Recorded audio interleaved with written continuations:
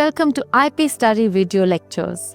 Today we will discuss the 36th chapter of Grade 8 English Grammar, and our topic is letter writing. Well, letter writing is one of the oldest and most beautiful forms of communication.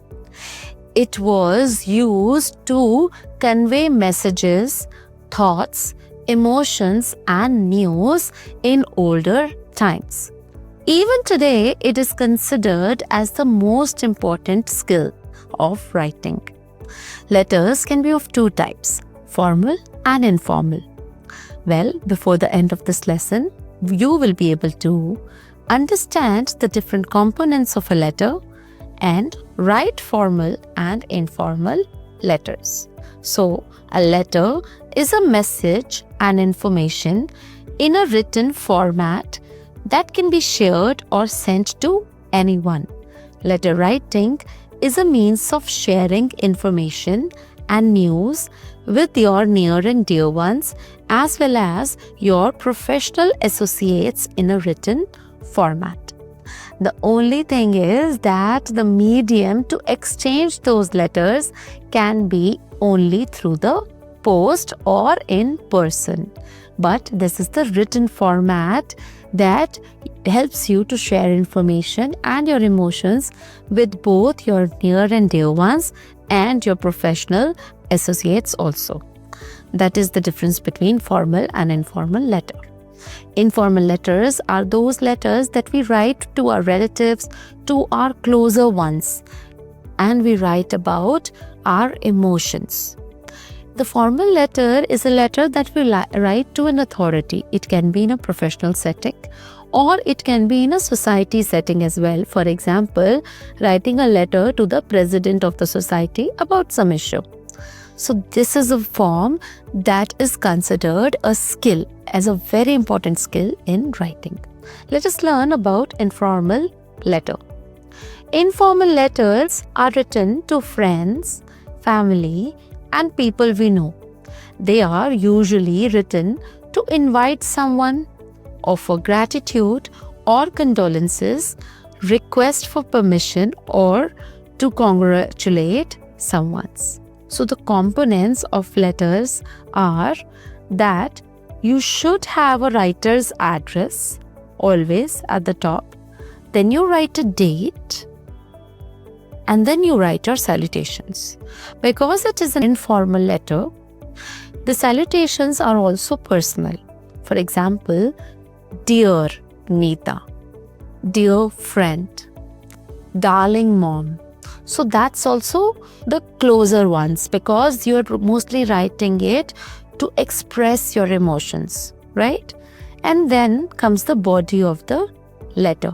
Whatever you want to convey in the letter. It can be offering a gratitude. You're writing a letter to someone because you're thankful. You're writing a letter to your friend, you are thankful to them. Or you're writing a letter to invite someone to your birthday party, right? Or giving condolences that you are really sorry for their loss. So it can be of anything. So after writing the writer's address, date and salutations, we include the body of the letter. And then we write at the end, yours affectionately or lovingly. It is a subscription. That means that's the end of the letter. You are ending it. As you do the salutation in the beginning, you do the subscription at the end, which is obviously because it's a personal letter, it's an informal letter, the feelings or the subscriptions are also very personal. For example, yours affectionately, yours darling, yours lovingly. And then you write your name, you do your signatures. Because it's an informal letter, we usually write our first name or our pet name. Let us learn about formal letters. Well, formal letters are written to the authorities, officials, and people we don't know too well, but we want to convey something professionally. We often write a formal letter to place an order, raise a complaint, request for leave, or raise an important issue, etc. So let us study one example of a letter. For example, you are Ashish or Asta, a resident of 254 Vigyan Vihar, Amla, Madhya Pradesh. You came to know that your cousin's English is little weak. Write a letter to your cousin giving him or her some tips and tricks to improve his or her English. So let us understand, is this a formal letter or an informal letter? Well, because you're writing it to your cousin, it is an informal letter. So, at the top, we write the address of the person who's writing the letter. That means your address. Then we write the date. And then salutations. Because this is an informal letter, our salutations are also personal. Then comes the body of the letter. So, dear Saransh, thank you very much for your letter. After reading the letter, I got the impression that your English is a little weak. As a cousin, I want to give you a few tips. To improve your English, first of all, you must converse in English whenever you get an opportunity to do so. I know this is difficult because we tend to talk in the language that we are most comfortable in. But you must try. Secondly, read English newspapers, magazines, and books. While reading these, keep a dictionary with you to look up the meanings of the words which you do not understand. If you follow these, I am certain that your English will improve considerably. Please convey my regards to Uncle and Auntie. Yours lovingly, Ashish. So, this letter is personally written to the cousin, just telling them or giving them few tips about improving, how they can improve their English, because cousins share that kind of a rapport, right? So that was all in the body of the email. Your tone should be natural and loving. Your tone cannot be hard or harsh in the letter. So if it is in a loving tone, if it is natural, that means your message will be conveyed with full emotions. Let us also read another example. You are Ritika Haidar, a resident of Sector 50 Noida. You recently went on a trekking trip with 5 of your friends to Manali. On reaching your destination, you discovered that the arrangements made were inadequate for 6 people and you had to face problems because of it. Write a letter to Mr. Prakash Kumar, the old owner of Gulshan Tours and Travelers, Gurugram, stating your grievances. So, let us understand, is this a formal letter or an informal letter? Very good. This is a formal letter because you're writing it to the owner of Gulshan Tours and Travels, and it is a letter to raise a complaint. You don't know the owner so well, but because that person is the owner of the tours and travel company who has promised you to provide the comfortable trip and has not delivered it properly. So you are writing a letter to raise a complaint. Let us understand. First, we write the address, right, of the person who's writing the letter. Then date. And because this is a formal letter, we also write the person whom we are writing the letter, right? And then we write the subject. So that's the main difference between the formal and informal letter.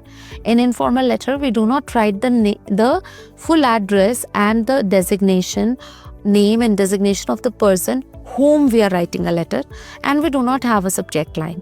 But because this is a formal letter, it is important to write the full name of the person along with their designation and with the proper subject line. A subject line is a crisp, it is like a gist which shows the purpose of your letter.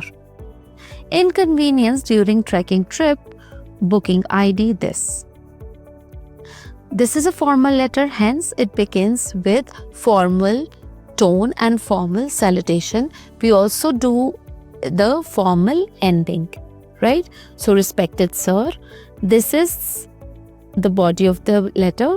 This is in regard to the inconvenience caused on the trekking trip that I had booked through your company recently. The payment of 6 people was made in full.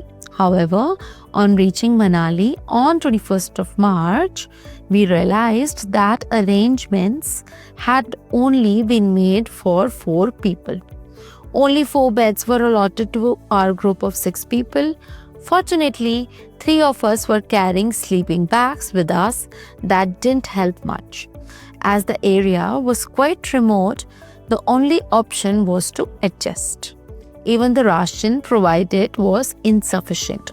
So, all of this caused us a lot of inconvenience. So, it is very nicely with the logical flow written in the body of the letter that why I am writing this letter to you, what is the complaint about, when it happened, and what were the inconvenience faced by us.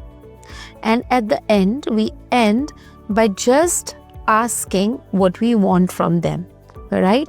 So you are requested to look into the matter at the earliest. A refund for 2 people will be welcome. So a mere suggestion that we are expecting a refund. Because it was a formal letter, we ended formally. So yours sincerely, Ritika, Heather. So that was formal letter. So that was all about letter writing. Letter writing is the oldest form of conveying the information and emotions. We write it on a paper, and the only way to deliver them is through post or in person. There are 2 types of letters: informal letter and formal letter.